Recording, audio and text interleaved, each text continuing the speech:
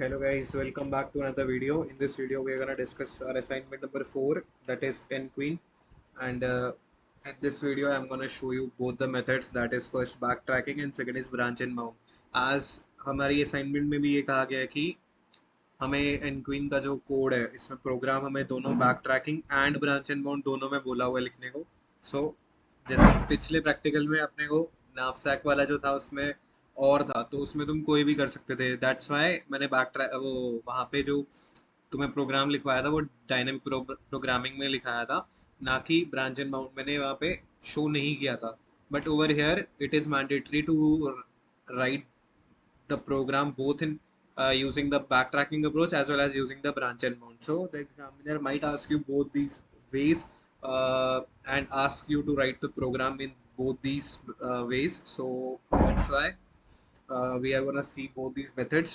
So first of all, what is NQueen problem? So NQueen problem is a problem where you have been given a chessboard and you have been given the user will provide you the number of queens that you have to place on a chessboard. So in simple ways, for example if n is 4, मतलब तुम्हें 4 queen's दी हुई है and तुम्हारा जो n जो तुम्हें दिया होगा वही तुम्हारे बोर्ड का साइज होगा. बोर्ड क्या होगा, 4x4 का तुम्हारे पास बोर्ड गिवन होगा, जहाँ पे तुम्हें लेट्स से ये तुम्हारा बोर्ड है 4x4 का. ये तुम्हारे 4 कॉलम्स है और ये तुम्हारे 4 रोज है, 1 2 3 एंड 4. तो ये तुम्हारे 4 रोज आ गए और ये तुम्हारे 4 कॉलम्स आ गए. और तुम्हें बोला हुआ है कि 4 क्वींस तुम्हें प्लेस करनी है सच दैट. अब एन क्वीन जो है इसमें कुछ 3 रूल्स तुम्हें याद रखने हैं, rules to be followed. First, that is हर एक कॉलम में, मतलब ये तुम्हारा कॉलम 0 है, कॉलम 1 है, कॉलम 2 है और कॉलम 3 है, हर एक कॉलम में तुम्हारी एक क्वीन मैंडेटरी होनी होनी चाहिए. Similarly every row should contain 1 queen, ये भी मैंडेटरी है. And no queen should attack each other. Means for example if you have played chess तो तुम्हें पता होगा कि क्वीन जो है वो 8 डायरेक्शन में मूव कर सकती है. This is upward, this, this, this, this, this, this and this. तो इन चारों 8 डायरेक्शंस में हमारी क्वीन मूव कर सकती है. तो हमें क्वींस को इस तरह प्लेस करना है कि कोई भी क्वीन जो है वो दूसरी क्वीन को अटैक नहीं करनी चाहिए. लेट्स से अगर मैंने पहली क्वीन यहाँ पे प्लेस की और दूसरी क्वीन मैं अगर यहाँ प्लेस कर रहा हूँ, या अगर मैं यहाँ प्लेस कर रहा हूँ, तो देखो यहाँ पे ये अटैक कर रहा है डायगनली, सिमिलरली ये इसको अटैक कर रहा है डायगनली. सो ये कंडीशन हमें प्रिवेंट करनी है, ठीक है. तो यही हमें प्रोग्राम में कहा हुआ है, ठीक है. तो इसको करने के 2 तरीके हैं. पहला जैसे मैंने बताया बैक ट्रैकिंग और दूसरा जैसे मैंने बताया ब्रांच एंड बाउंड. हम दोनों का प्रोग्राम देखने वाले हैं, दोनों को समझने वाले हैं. तो सबसे पहले हम बैक ट्रैकिंग देखते हैं. तो बैक ट्रैकिंग में कुछ नहीं है, सिंपल तरीका है. तुम क्या करोगे, कॉलम वाइज शुरू करोगे. लेट्स से मैं तुम्हें ड्राई रन करके ही दिखाता हूँ तो that would be better and तुम्हें समझ भी आएगा. लेट्स से पहली कॉलम में गया मैंने बोला मैं पहली क्वीन यहाँ पे प्लेस करता हूँ, ठीक है. अब ये कॉलम हो गया, डन है. अब नेक्स्ट कॉलम में जाऊंगा मैं. नेक्स्ट कॉलम में मैं यहाँ पे प्लेस नहीं कर सकता, यहाँ पे भी प्लेस नहीं कर सकता, तो मैंने बोला ठीक है मैं यहाँ पे प्लेस करता हूँ, ओके. अब सिमिलरली मैं नेक्स्ट कॉलम पे गया, यहाँ पे प्लेस नहीं कर सकता, यहाँ पे भी प्लेस नहीं कर सकता, यहाँ पे भी प्लेस नहीं करता और यहाँ पे प्लेस नहीं कर सकता. जब मेरे पास कोई भी ऐसा ब्लॉक खाली नहीं है जहाँ पे मैं क्वीन प्लेस नहीं कर सकता हूँ, मतलब कि मैंने जहाँ प्रीवियसली क्वीन प्लेस की थी वो गलत थी, तो मुझे उसको मिटाना पड़ेगा. मीन्स बैक ट्रैक करना पड़ेगा. बैक ट्रैक का मतलब जहाँ पे मैंने क्वीन पिछले स्टेप में प्लेस की थी उसको मैं वहां से रिमूव करूंगा उस क्वीन को, और मैं नेक्स्ट किसी दूसरी लोकेशन पे अब उस क्वीन को प्लेस करूंगा. अब मैंने पहले यहाँ पे क्वीन प्लेस की थी, अब मैं यहाँ पे क्वीन प्लेस करके देखता हूँ कि यहाँ पे मैं क्वीन प्लेस कर सकूंगा. अगर मैंने यहाँ पे क्वीन प्लेस की तो मैंने यहाँ पे देखा यहाँ पे नहीं कर सकता क्योंकि ये इसको अटैक करेगा. यहाँ पे कर सकता हूँ, यहाँ पे कर सकता हूँ, तो मैंने यहाँ पे क्वीन प्लेस की क्योंकि यहाँ से ये भी इसको अटैक नहीं कर सकता और ये भी इसको अटैक नहीं कर सकता, ठीक है. तो ये हो गया यहाँ पे. अब मैंने बोला फोर्थ कॉलम, ये भी डन हो गया. थर्ड कॉलम, अब मैंने बोला फोर्थ कॉलम पे मैं जब मैं आया तो मैं देखा पहले को इस ब्लॉक में मैं नहीं डाल सकता क्योंकि यहाँ से ये क्वीन इसको अटैक करेगी. यहाँ पे भी नहीं डाल सकता, यहाँ पे भी नहीं डाल सकता, यहाँ पे भी नहीं डाल सकता. तो मुझे क्या करना पड़ेगा, बैक ट्रैक स्टेप मैंने क्या बताया कि तुम्हें क्या करना है, तुम्हें ये क्वीन मिटानी है पहले, ये तो क्वीन तुम्हें हटानी पड़ेगी. सिमिलरली ये भी क्वीन यहाँ से हटानी पड़ेगी क्योंकि ये भी सक्सेसफुल नहीं था. तो मैंने, या फिर अगर हम यहाँ से ये वाली क्वीन हटाए और मैंने बोले यहाँ पे भी नहीं कर सकता, यहाँ पे भी नहीं कर सकता, तो ये दो ब्लॉक्स भी मेरे मैं क्वीन प्लेस नहीं कर सकता हूँ। तो मुझे ये भी क्वीन हटानी पड़ेगी इस जगह से, तो मैंने ये भी क्वीन हटाई। अब यहाँ पे ये 4 ब्लॉक्स थे और लास्ट ब्लॉक में भी क्वीन मैंने प्लेस की, तो आगे मेरे सारे अटैक हो रहा था, तो मुझे ये भी मिटाना पड़ेगा। कौन सा? ये क्वीन भी मिटानी पड़ेगी। अब मैं दूसरी जगह क्वीन प्लेस करके देखता हूँ, तो मैंने यहाँ पे क्वीन प्लेस की। अब मैंने बोला ये डन हो गया फर्स्ट कॉलम। अब सेकंड कॉलम पे आए, सेकंड कॉलम पे देखा यहाँ प्लेस कर सकते हैं, नहीं यहाँ नहीं, यहाँ नहीं, यहाँ यस यहाँ पे कर सकते हैं, तो मैंने यहाँ पे प्लेस की। सिमिलरली अब थर्ड कॉलम पे आया, थर्ड कॉलम पे मैंने देखा यहाँ पे प्लेस कर सकता हूँ, हाँ यहाँ पे प्लेस कर सकता हूँ, तो मैंने यहाँ प्लेस की, बिकॉज यहाँ से ये भी अटैक नहीं कर रहा ना ये अटैक कर रहा है। ठीक है।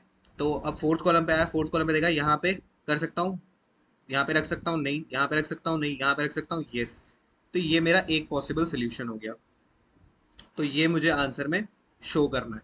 ऐसे ही 4x4 पे दो पॉसिबल सोल्यूशंस बनते हैं, इसका रेसिप्रोकल बनता है, ठीक है, उल्टा बनता है। मैं तुम्हें दिखाता हूँ। तो जैसे यहाँ पे मेरा 4x4 का ये आ गया, तो यहाँ पे यहाँ पे मैं प्ले रख सकता हूँ, मैं यहाँ पे रख सकता हूँ, सॉरी यहाँ पे रख सकता हूँ, ठीक है। सिमिलरली मैं यहाँ पे रख सकता हूँ और मैं यहाँ पे रख सकता हूँ। ये एक और वे है जिससे हम, ये दो पॉसिबल सॉल्यूशंस है, this is first and this is second. So back tracking बहुत सिंपल है, तुम्हें ये याद रखना है बैक ट्रैकिंग में कि हमें simply all possible, back tracking का सिंपल सा फंडा ये रहता है कि तुम सारे पॉसिबल प्लेसेस और ब्लॉक्स पे जाओ, वहां पे क्वीन को प्लेस करो। अगर तुम्हें लगता है कि फर्दर तुम्हारी क्वीन प्लेस नहीं हो पा रही है करेक्ट पोजीशन पे, दूसरी क्वीन उसको अटैक कर रही है, तो बैक ट्रैक करो, बैक ट्रैक करो, प्रीवियस स्टेप पे जाओ, वहां से उस क्वीन को हटाओ, नेक्स्ट किसी दूसरी जगह पे प्लेस करो। तो this is all about what is back tracking, ठीक है। तो ये था सिंपल बैक ट्रैकिंग का कैसे काम करती है, ठीक है, ड्रायर एंड शो किया है। सबसे पहले हम बैक ट्रैकिंग का कोड लिखते हैं, उसके बाद ब्रांच एंड बाउंड के लॉजिक पे आते हैं, ठीक है। दैट विल उसके, अगर तुम वैसे समझोगे तो तुमको ईजियर रहेगा ब्रांच एंड बाउंड भी समझना, ठीक है। तो अब हम आते हैं अपने विजुअल स्टूडियो कोड पे, हम अपना कोड लिखना शुरू करते हैं। अब हाँ, यहाँ पे कुछ स्टेप्स तुम्हें फॉलो करने हैं। सबसे पहले मैंने क्या बताया तुम्हें कि हमें क्या दिया होगा। अब हमें यूजर से क्या चाहिए, एज हमें प्रैक्टिकल में भी मेन्यू ड्रिवन प्रोग्राम लिखना है, तो हमें यूजर से या हमारा जो एक्सटर्नल एग्जामिनर है वो कुछ एंटर करेगा, तब जाके उसको आउटपुट दिखना चाहिए, ना कि हम स्टैटिकली कोई 4x4 का सिंपली यहाँ पे शो बना के लिख के और फिर डायरेक्टली वही रन करें, ऐसा नहीं है। हमारे पास 4x4 का भी हो सकता है, 6x6 का भी हो सकता है, 8x8 का भी हो सकता है। हमें मेन्यू ड्रिवन बनाना प्रोग्राम। तो हमें यूजर से क्या चाहिए, सबसे पहले अपने को यूजर से एक एन इनपुट में लेना पड़ेगा, that is the size of the chess board. मतलब एन क्रॉस एन का चेस बोर्ड है ना, तो मेरे को एन क्रॉस एन में एन यूजर से इनपुट लेना है, पहला काम ये। दूसरा काम, एक बार मैंने यूजर से इनपुट ले लिया, उसके बाद मेरे को क्या करना है, मुझे एक बोर्ड बनाना है, एक बोर्ड बनाना है। और उस बोर्ड में इनिशियली मैं क्या करूंगा, उस एन क्रॉस एन के बोर्ड में मैं इनिशियली कुछ भी नहीं रखूंगा। लेट्स से मैंने यहाँ पे डॉट रखा फिलहाल, कि यहाँ पे कुछ भी नहीं अभी प्लेस्ड है, ठीक है। फिर मैं क्या करूंगा, अब जब मेरे पास दो सोल्यूशन आए, ये दो पर्टिकुलर सोल्यूशंस आए, अब इनको मुझे स्टोर भी करना है किसी डेटा स्ट्रक्चर में, तो मुझे वो डेटा स्ट्रक्चर भी एक चाहिए, ठीक है। तो अब मैं क्या करूंगा, सबसे पहले मैं यूजर से एक एन इनपुट लूंगा, एक बोर्ड बोर्ड के लिए एक डेटा स्ट्रक्चर क्रिएट करूंगा, और एक आंसर मतलब जिसमें मैं स्टोर करने वाला हूँ ये दो पॉसिबल सोल्यूशंस, वो क्रिएट करूंगा, ठीक है। तो कैसे करेंगे देखते हैं।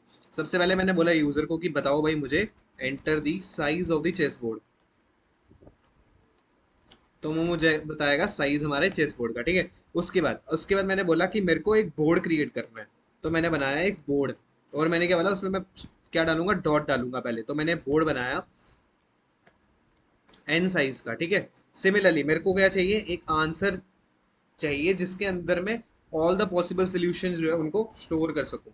तो मैंने क्या बनाया, एक आंसर बना दिया, वेक्टर ऑफ स्ट्रिंग आंसर, ठीक है। अब मुझे क्या चाहिए, इनिशियली मुझे इस सारे बोर्ड के अंदर, मतलब जो भी बोर्ड मैंने क्रिएट किया होगा उसके अंदर क्या चाहिए, डॉट्स प्लेस करने हैं, ठीक है। तो मैं कैसे करूंगा, मैंने बोला एक मैं स्ट्रिंग लेता हूँ एस एन साइज की, उसको इनिशियली डॉट रखता हूँ, और मैं क्या करता हूँ, for int i equal to 0, i less than n, i plus plus, मैंने क्या बोला, बोर्ड के आई में मैंने बोला एस डाल देता हूँ, एस मैंने इनिशियलाइज किया डॉट से, तो वो बोर्ड के अंदर सारों में वो डॉट प्लेस कर देगा, ठीक है। उसके बाद मेरे को क्या करना है, उसके बाद मुझे सबसे पहले क्या करना है, अब देखो सबसे पहले मैंने बोर्ड क्रिएट कर दिया, यूजर से इनपुट ले लिया, अब मुझे क्या करना है, अब मुझे फंक्शन लिखना है जिससे हमारे पॉसिबल सोल्यूशंस है। तो मैं क्या करूंगा, मैंने बोला कि मैं, जब मैं तुम्हें समझा रहा था तो मैंने तुम्हें क्या समझाया था कि हम क्या कर रहे थे, हम कॉलम वाइज कॉलम क्या कर रहे थे, क्वीन को प्लेस कर रहे थे। तो मैंने एक फंक्शन बनाऊंगा, एक सॉल्व, जिसमें मैं जीरो कॉलम से शुरू करूंगा, ठीक है। एक बोर्ड पास करूंगा, आंसर जिसमें मैं स्टोर करने वाला हूँ, और एन मतलब साइज हमारा बोर्ड का, ठीक है। उसके बाद मैं क्या करूंगा, मैंने यहाँ पे लिखा है, बनाया सॉल्व, मैंने लिखा कॉलम, और मैंने बनाया एक vector of string of board, vector of string of answer, और मैंने एन ले लिया, ठीक है। ये मैंने फंक्शन बना दिया, ठीक है। अब सबसे पहले मुझे क्या करना है, मुझे ये जैसे ही मैं इस कॉलम पे आया, मुझे रो वाइज क्या करना है, क्वीन को प्लेस करना है हर एक।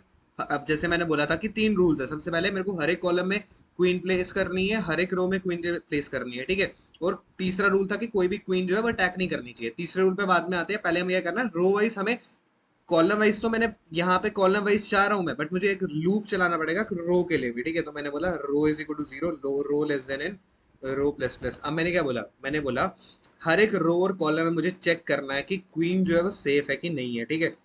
इज सेफ, ठीक है। इस सेफ में मैं क्या करूंगा, मैंने रो पास की, मैंने कॉलम पास की, मैंने बोर्ड पास किया और एन पास किया। अगर सेफ होगा तो मैं क्या करूंगा, मैं क्वीन प्लेस कर दूंगा, किस में, बोर्ड में। तो मैंने अब बोला बोर्ड में, इस पर्टिकुलर रो, इस पर्टिकुलर कॉलम में मैं क्वीन प्लेस कर दूंगा। उसके बाद क्या करना है मुझे, उसके बाद मुझे क्या करना है, मुझे क्या करना है, नेक्स्ट कॉलम पे जाना है। तो मैं नेक्स्ट कॉलम पे चला गया, जैसे मैंने यहाँ पे जब क्वीन प्लेस कर दी, तो मेरा ये कॉलम तो कवर हो गया। अब मुझे नेक्स्ट कॉलम पे जाना है, तो मैंने तभी कॉलम प्लस 1 किया, और मैंने क्या बोला, बोर्ड पे जाऊंगा, आंसर जो हमने रिकर्सिव कॉल मार दी इसको, और एन, ठीक है। और उसके बाद जब लेट्स से अगर मैं यहाँ पे, जैसे प्रीवियस स्टेप्स में हम देख रहे थे कि जब हमें पॉसिबल सोल्यूशन नहीं मिला तो हमें क्या करना था, बैक ट्रैक करना था। तो ये हमें यहाँ पे बैक ट्रैक भी करना पड़ेगा, कैसे, बोर्ड ऑफ, अगर मुझे पॉसिबल सोल्यूशन नहीं मिला तो मैं बोर्ड ऑफ रो और कॉलम में डॉट डाल दूंगा, ठीक है। ये समझ आ गया। एल्स, एल्स क्या, एल्स ये, एल्स फिलहाल कुछ भी नहीं, अगर सेफ है तो ठीक है। और उसके बाद एक बेस कंडीशन हमें डालनी पड़ेगी, जहां पे हम लिखेंगे कि अगर कॉलम मेरा एन के बराबर है, मतलब क्या, अभी मैंने यहाँ इस 0 कॉलम पे था, 1 कॉलम पे था, 2 कॉलम पे था, और थर्ड कॉलम पे जैसे मैं पहुंच गया, अभी ये क्या है, n-1 कॉलम पे हूँ मैं, ठीक है। जैसे ही मैं कॉलम एन पे पहुंच गया, मतलब सारी क्वींस प्लेस हो चुकी है, तो मुझे क्या करना है, अपने कंटेनर में उसको डालना है, बोर्ड को। तो मैंने आंसर डॉट पुश बैक में क्या डाला, बोर्ड को डाल दिया, और मैंने रिटर्न कर दिया। रिटर्न क्यों किया, क्योंकि और पॉसिबल सॉल्यूशंस को भी फाइंड करना है मुझे, तो इसलिए मैं क्या करूंगा, रिटर्न करूंगा। रिटर्न के वक्त क्या होगा, ये बैक ट्रैक वाला, ये पर्टिकुलर स्टेटमेंट है, ये एग्जीक्यूट होगा, ठीक है, ये बैक ट्रैक वाला, ठीक है। तो इस तरीके से हम करेंगे। अब इस सेफ में क्या होगा, देखिए, अब हम इस सेफ वाला लॉजिक लिखते हैं, उससे पहले मैं तुम्हें समझाऊंगा इस सेफ में क्या होगा, ठीक है। Int column, vector, string and board, int n. अब इससे फंक्शन में ना, कोड लिखने से पहले मैं तुम्हें एक चीज समझाऊंगा कि इससे फंक्शन में क्या होगा, देखो। अब जैसे सपोज करो कि यहाँ पे मेरे पास ये 4x4 का ही एक चेस बोर्ड है, 1 2 3 और 4, 1 2 3 और 4, ठीक है। ये मेरा एक चेस बोर्ड है, ठीक है। तो मैंने क्या किया, सबसे पहले मैंने क्या किया, मैंने अगर यहाँ पे क्वीन प्लेस की, ठीक है। अब जब मैं नेक्स्ट क्वीन इस वाले में प्लेस करूंगा, ठीक है, यहाँ सपोज करो ये कॉलम में मेरे को अब क्वीन प्लेस करनी है, क्योंकि इस कॉलम में भी मुझे क्वीन प्लेस करनी है। तो अब जब मैं इस कॉलम में क्वीन प्लेस करूंगा तो मैं क्या देखूंगा, क्या मैं देखूंगा कि मेरे राइट में कोई कोई क्वीन पड़ी है, क्या मेरे इस डायरेक्शन में क्वीन पड़ी है, या इस डायरेक्शन में क्वीन पड़ी है। कॉमन सेंस लगाओ। अगर मैं यहाँ सपोज करो, अब जैसे मैं यहाँ पे जब क्वीन प्लेस करता, नहीं कर सकता था, यहाँ पे भी नहीं कर सकता, यहाँ पे भी नहीं कर सकता, यहाँ पे कर सकता था। तो जब मैं यहाँ पे क्वीन प्लेस कर रहा था, तो मुझे इस डायरेक्शन और इस डायरेक्शन में देखने की जरूरत है नहीं, क्योंकि मेरे को नेक्स्ट कॉलम में तो कोई क्वीन ही प्लेस नहीं है, तो मेरे को इन डायरेक्शन में देखने की जरूरत ही नहीं है, ठीक है।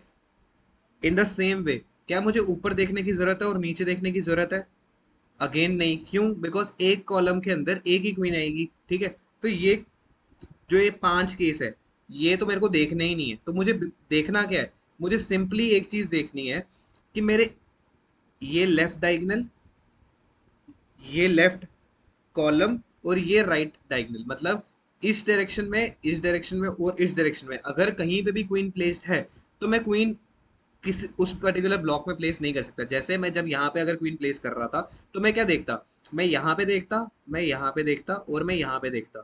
तो मैंने क्या देखा, यहाँ पे नहीं है, यहाँ पे नहीं है, बट यहाँ पे है, तो मैं यहाँ पे क्वीन प्लेस नहीं कर सकता। तो मुझे यही 3 कंडीशन जो है चेक करनी है, ये और ये। अगर मैंने ये 3 कंडीशन चेक कर दी, और इन 3 कंडीशन में अगर मुझे कहीं पे भी क्वीन नहीं मिली, तो मैं उस पर्टिकुलर ब्लॉक पे क्वीन प्लेस कर सकता हूँ, ठीक है।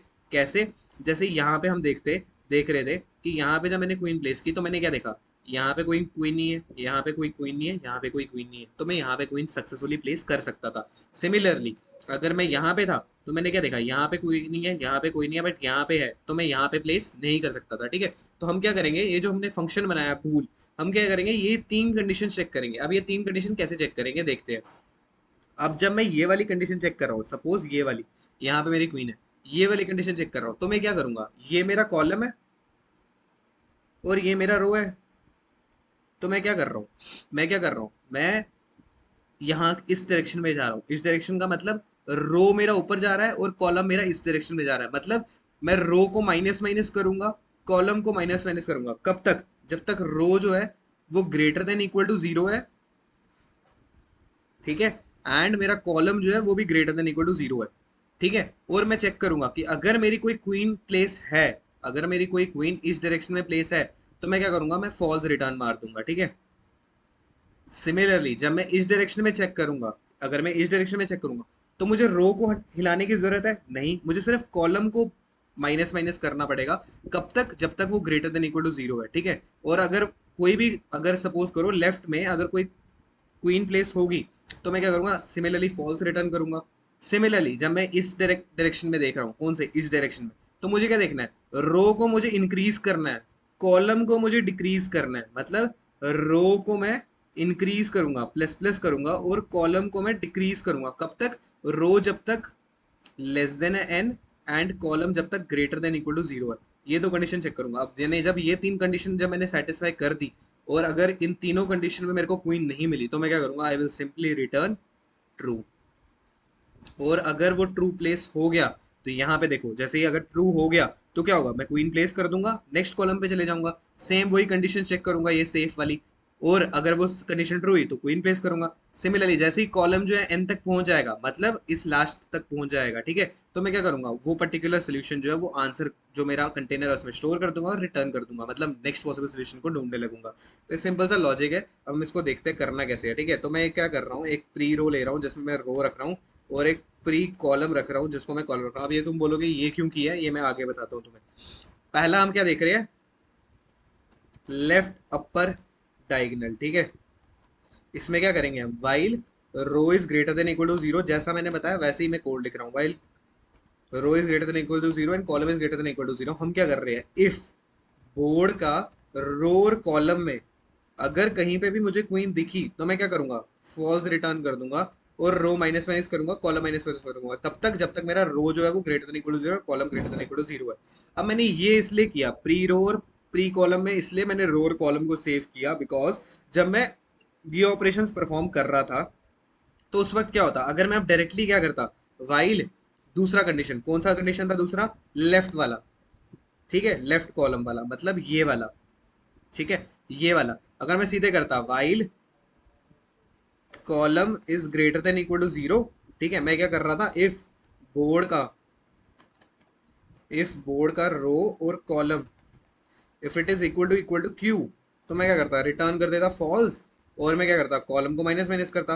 बट ऐसा भी हो सकता था, जैसे मैंने अब यहाँ पे देखो, जैसे मैंने यहाँ पे ये जब चेक किया, अब सपोज करो यहाँ पे कोई क्वीन प्लेस नहीं थी, लेफ्ट अपर डायगोनल में कोई क्वीन प्लेस नहीं थी, तो जब कॉलम माइनस माइनस माइनस कर रहा था, तो कॉलम तो जीरो हो गया था, तो column zero is equal to zero, ये तो गलत हो जाता। तो इसलिए मेरे को यहाँ पे क्या करना पड़ेगा, मैं क्या करूंगा, रो को इनिशियलाइज करूंगा प्री रो से, एंड कॉलम को इनिशियलाइज करूंगा प्री कॉलम से। तो ये अगर स्टेप तुम भूल गए, तो तुम्हारा कोड गलत आउटपुट देगा। इसलिए ये ध्यान रखना है कि जब भी हम हम इसलिए पहले से इसलिए सेव कर रहे हैं, ताकि आगे हमारा जो कैलकुलेशन है वो सही रहे। ठीक है, सिमिलरली अब यहाँ पे भी तुम क्या करोगे, row is equal to pre row and column is equal to pre column, और सिमिलरली अब क्या करोगे तुम, लेफ्ट लोअर डायगोनल के लिए कंडीशन लिखोगे। वो क्या है, जैसे मैंने बताया, जब यहाँ पे जा रहे हो तो क्या, रो को इंक्रीज करोगे, कॉलम को डिक्रीज करोगे। तो while row is less than n and column is greater than equal to zero, हम क्या कर रहे हैं, सेम चेक कर रहे हैं, इफ बोर्ड का रो कॉलम अगर उधर क्वीन है, तो मैं फॉल्स रिटर्न कर दूंगा, और फिर मैं क्या करूंगा, रो को प्लस प्लस, कॉलम को माइनस माइनस। अगर ऐसा नहीं हुआ, तो मैं रिटर्न कर दूंगा ट्रू। मतलब अगर ये तीनों कंडीशंस में मेरा क्वीन कहीं पे भी प्लेस नहीं है तो मैं ट्रू रिटर्न कर दूंगा और यहाँ पे मैं क्वीन को प्लेस कर दूंगा बोर्ड के ऊपर और नेक्स्ट कॉलम पे चले जाऊंगा। बस इतना सा ही कोड लिखना है। और अब क्या करना पड़ेगा, जब मैंने ये कर दिया मुझे क्या करना है, बोर्ड भी तो प्रिंट करना है ये आंसर वाला। तो मैं क्या करूंगा, फॉर ऑटो रो, जो भी मेरी रो है इस पर्टिकुलर आंसर में, बिकॉज ये 2D वेक्टर है तो मेरे को रो प्रिंट करनी है और हर एक रो में मेरे को क्या करना है, वैल्यू प्रिंट करनी है हर एक रो की। तो मैं क्या करूंगा, वैल्यू प्रिंट करूंगा और यहाँ पे प्रिंट करके सेव करते हैं प्रोग्राम को और यहाँ पे रन करते हैं कोड और देखते हैं क्या सही चलता है कि नहीं। तो मैंने बोला साइज ऑफ चेस बोर्ड बताओ भाई, मैंने बोला 4। तो जैसे देख सकते हो यही आउटपुट हमारा आ रहा था, जो मैंने दो पॉसिबल सोल्यूशंस बताए थे तुम्हें। ये देखो, मैं इसको जूम करता हूँ, ये देखो ध्यान से देखो अगर तुम, ये देखो पहला सोल्यूशन क्या है, ये थर्ड पे, फर्स्ट पे, फोर्थ पे, सेकंड पे, थर्ड पे, फर्स्ट पे, फोर्थ पे, सेकंड पे। दूसरा सोल्यूशन क्या है फोर के केस में, second, fourth, first, third, second, fourth, first, third. तो यही हमारा सोल्यूशन है। तो ये था यूजिंग बैक ट्रैकिंग। इसमें टाइम कॉम्प्लेक्सिटी कितनी आ रही है, टाइम कॉम्प्लेक्सिटी यहाँ पे याद रखना कि ये एक लूप चल रहा है, मेन लॉजिक तो हमारा ये सॉल्व वाला है तो ये बेस कंडीशन है। और दूसरा क्या कर रहे हैं हम, ये एक एन एन का लूप चला रहे हैं और इस ये जो इस सेफ है इसके अंदर 3 वाइल लूप चल रहे हैं। ठीक है, 3 वाइल लूप मतलब बिग O ऑफ 3n और उसके ऊपर ये n चल रहा है, मतलब नियर अबाउट टाइम कॉम्प्लेक्सिटी जो आ रही है हमारी वो कितनी आ रही है, big O of n square आ रही है। ठीक है, तो इसको बचाने के लिए इसको इसका एक ऑप्टिमल सोल्यूशन भी है जो कि ब्रांच एंड बाउंड है, जो कि मैं बताने वाला हूँ तुम्हें, सेकेंड अप्रोच। ठीक है, तो देखते हैं भाई। ठीक है, तो नीचे आते हैं साफ जगह पे, राइट। अब सेम, अब हमें बोला हुआ है लेट से, अब मेरे को बताना है ब्रांच एंड बाउंड। ठीक है, ब्रांच एंड बाउंड में क्या है, जब वहां पे हम क्या कर रहे थे बैक ट्रैकिंग के केस में, हम एवरी पॉसिबल ब्लॉक देख रहे थे जहां पे हम क्वीन को प्लेस कर सकते हैं। हम हर एक स्टेप प्रोसीड कर रहे थे और जिस स्टेप पे हमें ये लग रहा था कि फर्दर हम क्वीन को प्लेस नहीं कर सकते और दूसरी क्वीन जो है वो अटैक कर रही है, तो हम क्या कर रहे थे, बैक ट्रैक कर रहे थे, हम उस क्वीन को वहां से रिमूव कर रहे थे, नेक्स्ट ब्लॉक पे डाल रहे थे और फिर पॉसिबल सोल्यूशंस फाइंड कर रहे थे। तो इसलिए हम वहां पे क्या कर रहे थे, एवरी पॉसिबल सिचुएशन कॉम्बिनेशन हम चेक कर रहे थे। उसमें हमारी टाइम कॉम्प्लेक्सिटी इंक्रीज हो रही थी और इसको टाइम कॉम्प्लेक्सिटी को रिड्यूस करने के लिए हमारे पास एक अप्रोच होती है ब्रांच एंड बाउंड। उसमें क्या होगा, सेम मेरे पास एक 4x4 का चेस बोर्ड होगा, जैसे यहाँ पे दिया हुआ है 4x4 का एक चेस बोर्ड, जहां पे हमने क्या किया, ये मेरा 4x4 का चेस बोर्ड है। ठीक है, इसको थोड़ा साफ बनाते हैं, ये 2, 3 और 4, ये मेरा 4x4 का चेस बोर्ड है। ठीक है, 0, 1, 2, 3। अब इसमें क्या होगा, देखो ब्रांच एंड बाउंड क्या बोलता है कि तुम क्या करो, 3 एक्स्ट्रा वेक्टर्स जो है वो मेंटेन रखो। एक रखो कॉलम वेक्टर, एक रखो नॉर्मल डायगोनल, एक रखो रिवर्स डायगोनल। और इनका साइज क्या होगा वो मैं बताता हूँ अभी। जो एक कॉलम वेक्टर है इसका साइज होगा साइज ऑफ n के बराबर, मतलब 4। ठीक है, 0, 1, 2, 3। और जो तुम्हारा n डायगोनल है इसका साइज होगा 2 × n−1। अब तुम बोलोगे 2 × n−1 कहाँ से आया, तो अब मैं इसको पहले कंफ्यूज तुम्हें करने से के बजाय तुम्हें पहले मैं एक लॉजिक समझा देता हूँ कि कैसे ये काम कर रहा है। देखो ध्यान से देखना, जब हम क्या कर रहे थे, जब हम पहले क्वीन प्लेस कर रहे थे बैक ट्रैकिंग के केस में, तो हम क्या कर रहे थे, हर एक पॉसिबल सोल्यूशन देख रहे थे। तो अब हम क्या करेंगे, ब्रांच एंड बाउंड का मतलब क्या होता है, अगर तुमने यहाँ पे सपोज करो क्वीन प्लेस कर दी, तो तुम क्या करोगे, ये पर्टिकुलर कॉलम, ये पर्टिकुलर डायगोनल और ये पर्टिकुलर डायगोनल, ये क्या कर दोगे, ब्रांच बाउंड कर दोगे। ब्रांच एंड बाउंड मतलब तुमने क्या किया, ये कॉलम, ये डायगोनल और ये डायगोनल क्या कर दिया, बाउंड कर दिया। बिकॉज रो तो तुम्हारी ऑटोमेटिकली बाउंड हो ही जाएगी क्योंकि एक रो में एक ही क्वीन आने वाली है। तो तुम क्या करोगे, column, left diagonal, right diagonal, ये 3 चीजें बाउंड कर दोगे। मतलब अगर तुमने ये यहाँ से बाउंड कर दिया, मतलब इधर तुम और कोई क्वीन प्लेस नहीं कर सकते, इधर तुम और कोई क्वीन प्लेस नहीं कर सकते, इधर कोई और क्वीन प्लेस नहीं कर सकते। अब सिमिलरली अगर तुमने सपोज यहाँ पे क्वीन प्लेस की, तो तुम क्या करोगे, ये पर्टिकुलर पूरी कॉलम, ये तुम्हारा लेफ्ट डायगोनल और ये तुम्हारा राइट डायगोनल बाउंड कर दोगे। मतलब अब यहाँ पे तुम कोई प्लेस नहीं कर सकते, यहाँ पे नहीं कर सकते, यहाँ पे नहीं कर सकते, यहाँ पे नहीं कर सकते और यहाँ पे नहीं कर सकते और यहाँ पे नहीं कर सकते। समझ आया? तो यही होता है ब्रांच एंड बाउंड का मतलब। ठीक है, तो यही हम समझने वाले हैं अब इस ब्रांच मतलब यही जो ये तुमने कॉलम को बाउंड किया और लेफ्ट डायगोनल और राइट डायगोनल को बाउंड किया, इसी के लिए हम क्या करते हैं, 3 एक्स्ट्रा वेक्टर्स बनाते हैं पहला मैंने बताया था कॉलम वेक्टर, दूसरा मैंने बताया लेफ्ट डायगोनल वेक्टर, और तीसरा मैंने बताया राइट डायगोनल वेक्टर, क्योंकि हम उन्हीं तीनों को बाउंड कर रहे हैं, उन्हीं तीन ब्रांचेस को बाउंड कर रहे हैं, ठीक है। अब तुम बोलोगे वो जो 2n-1 मैंने साइज बताया वो कैसे आया, ठीक है, वो मैं बताता हूँ। देखो, जब तुम कॉलम को बाउंड कर रहे थे तो क्या कर रहोगे, तुम सिंपली, अब सपोज करो मैंने बोला चार साइज का ये कॉलम वेक्टर होगा, ठीक है, 0, 1, 2 और 3। अगर मैंने यहाँ पे क्वीन प्लेस किया तो मैंने क्या बोला, ये पर्टिकुलर कॉलम पूरी बाउंड हो जाएगी, मतलब मैं इसको 1 कर दूंगा, ठीक है। इनिशियली ये सारे 0 होंगे, ठीक है। और जैसे ही मैंने अगर इस पे क्वीन प्लेस की तो मैंने बोला ये पर्टिकुलर कॉलम बाउंड हो गई, इसमें मैं और कोई क्वीन प्लेस नहीं कर सकता। तो मैंने क्या किया, 0 को काट के 1 कर दिया, मतलब 1 का मतलब कि अगर 1 है तो मैं उस पर्टिकुलर कॉलम में और कोई क्वीन प्लेस नहीं कर सकता। सिमिलरली अब डायगोनल के केस में क्या होता है, ये ध्यान से देखो। जो ये डायगोनल का केस है ना, ये थोड़ा समझने वाला है। अगर ये समझ आ गया तो ईजी पड़ जाएगा तुमको। तो देखो, जब मैं डायगोनल की बात कर रहा हूँ, अब सबसे पहले मैं लेफ्ट डायगोनल की बात कर रहा हूँ, ठीक है। लेफ्ट डायगोनल की मतलब ये, ठीक है। जब मैं लेफ्ट डायगोनल की बात कर रहा हूँ, तो मैंने जब बोला इस लेफ्ट डायगोनल का जो वेक्टर है उसका साइज मैंने बोला 2n-1 होगा, और सिमिलरली जब मैंने बोला राइट डायगोनल, उसका मैंने साइज बोला वो भी 2n-1 होगा। वो कैसे बोला मैंने, देखो, जब तुम लेफ्ट डायगोनल को बाउंड करोगे ना तो उसका एक फॉर्मूला है, ठीक है। अब तुमने अगर बाकी वीडियोस देखी होगी तो उसमें उन्होंने डायरेक्टली फॉर्मूला बता दिया है, row plus column for left diagonal, और row minus column plus n-1 किसके लिए, राइट डायगोनल के लिए, ठीक है। ये दो तुम्हें फॉर्मूला डायरेक्टली बता दिए होंगे, बट तुम्हें समझ नहीं आएगा कि कैसे, वो कैसे का रीजन मैं तुम्हें बताऊंगा। देखो, जब लेफ्ट डायगोनल में तुम ब्रांचेस को बाउंड कर रहे हो और उनको 2n-1 बोल दिया उन्होंने, 2n-1 भाई साइज बनाना है वेक्टर का, कैसे, वो मैं बताता हूँ। देखो, तुम क्या करोगे, जो ये रो प्लस कॉलम बोला है ना तुम्हें, ये तुम्हें याद रखना है ये कैसे आया। जब तुम लेफ्ट डायगोनल में जब ब्रांचेस को बाउंड कर रहे हो तो तुम क्या करोगे, ये जो रो है और ये जो कॉलम है इनका सम लोगे, तो ये हो गया 0, ये हो गया 1, ये हो गया 2, ये हो गया 3। 1, 2, 3, 4, 2, 3, 4, 5, 3, 4, 5, 6। समझ आ रहा है, ये कर दिया। मैंने क्या बोला, ये लेफ्ट डायगोनल है। अब तुम ध्यान से देखो यहाँ पे क्या होगा, लेफ्ट डायगोनल माने ये।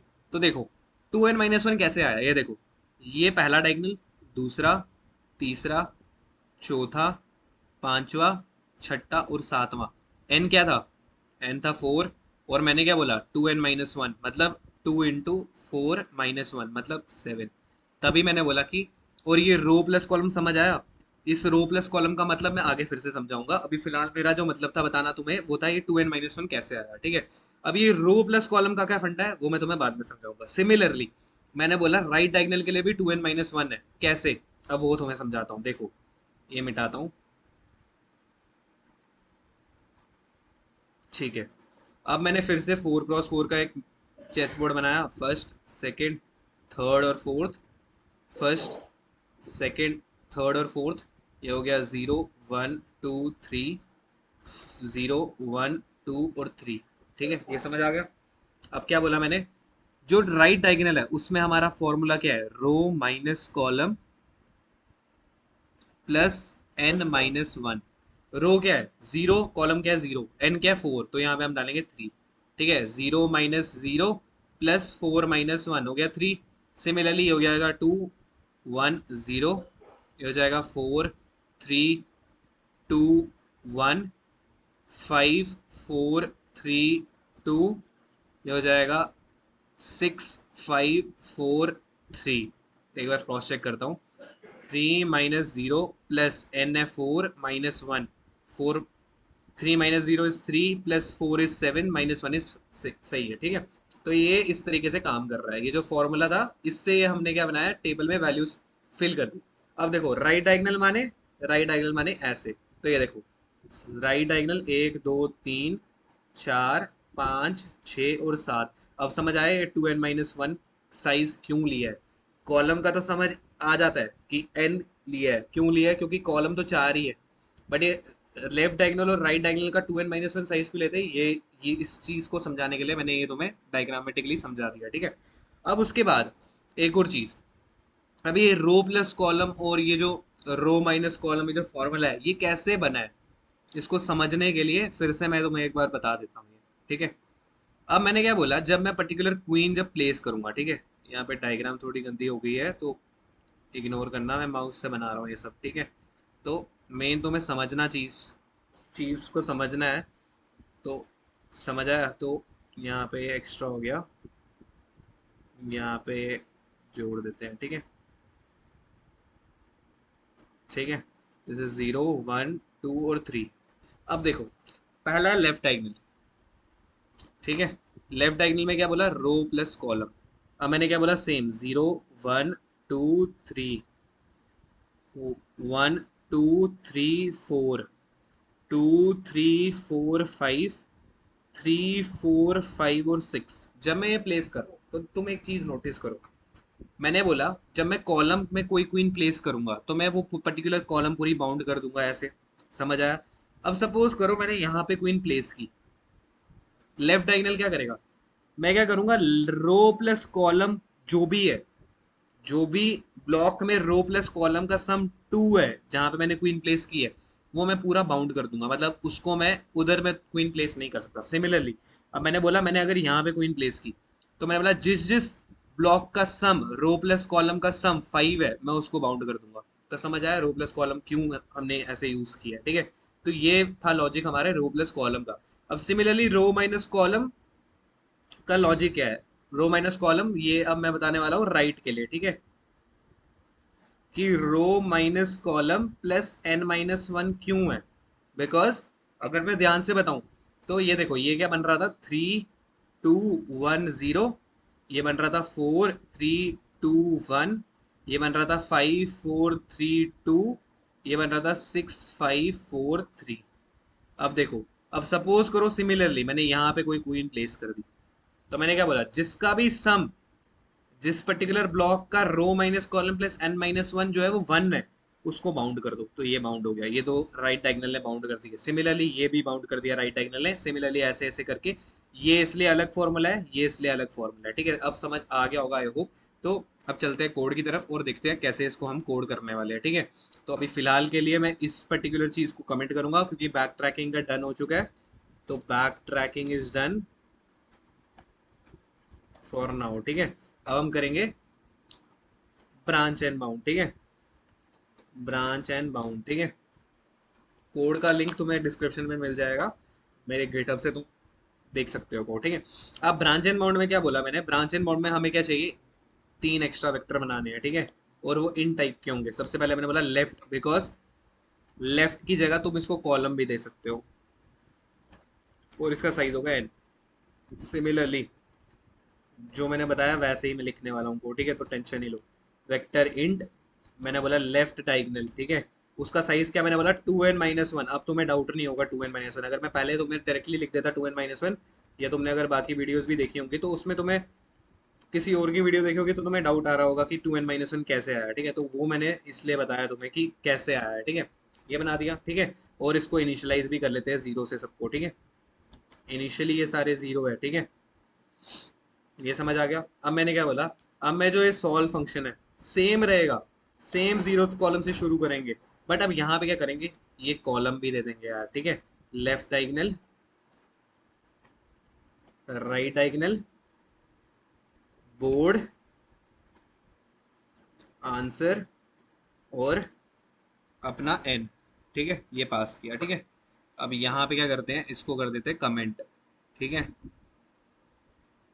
अब जाते हैं यहाँ पे void solve, ठीक है। और यहाँ पे क्या क्या चाहिए अपने को, एक तो कॉलम चाहिए, एक चाहिए vector int and column, vector int and left diagonal, vector int and right diagonal, int and, ठीक है। ये समझ आ गया। बोर्ड और आंसर भी डालना था, वेक्टर स्ट्रिंग,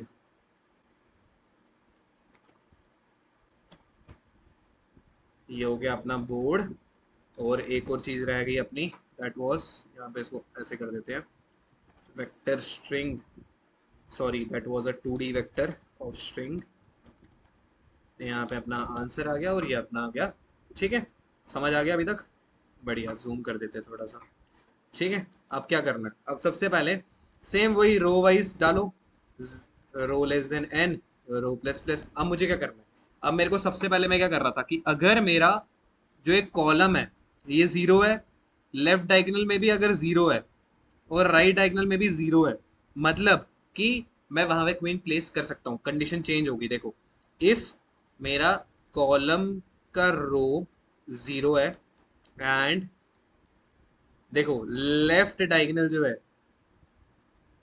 उसका रो प्लस कॉलम अगर जीरो है, फॉर्मूला समझ आ रहा है, राइट डायगोनल का row minus column plus n minus one zero है, तो मैं क्या करूंगा, तो क्या करो, सिंपली क्वीन प्लेस कर दो भाई।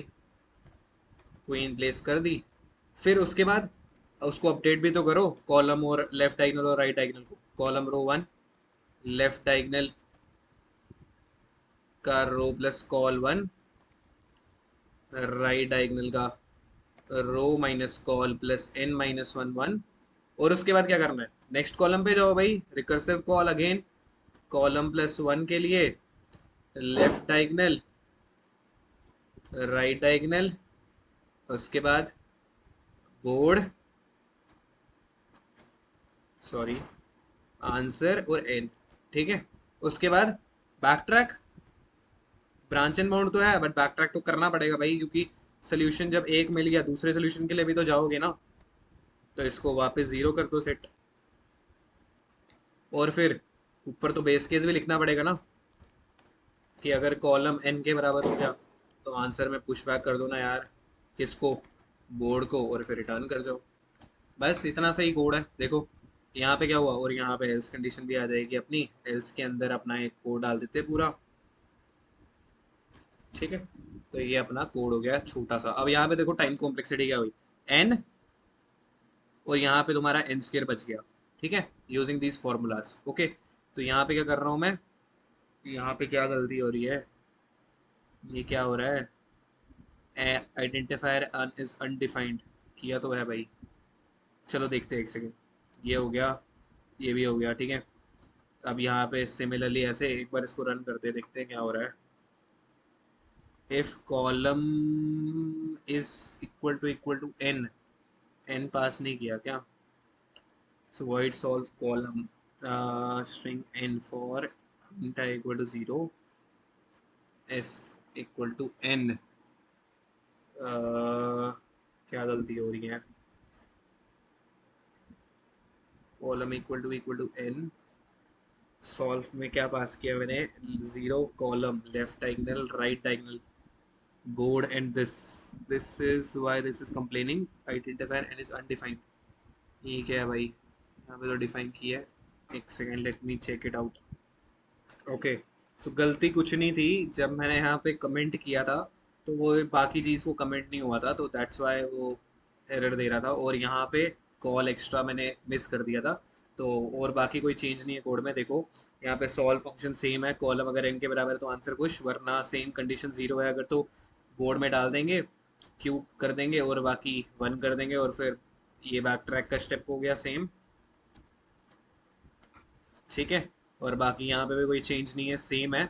ठीक है, और बाकी सब सेम रहेगा। यहाँ पे कोड को रन करते हैं, मैंने बोला फोर, तो we are getting the same output. Okay, similarly अगर तुम चाहो तो बड़े के लिए भी चेक कर सकते हो, मैंने बोला सिक्स, तो सिक्स पे भी सही आउटपुट आ रहा है, मैंने बोला एट, तो एट के लिए भी आउटपुट सही आ रहा है, देखो कितने कॉम्बिनेशंस बनाए इसने। ठीक है, तो दिस इज इट, वीडियो थोड़ा लंबा है, तो अगर तुम्हें वीडियो पसंद आया तो प्लीज़ लाइक शेयर सब्सक्राइब कर देना। तो बाकी I am there to help you guys, कुछ भी डाउट है कमेंट में पूछ लो, और बाकी कीप सपोर्टिंग मी गाइस, तुम्हारे लिए वीडियोस बना रहा हूँ, तो बाकी क्या ही है। Thank you guys, okay bye.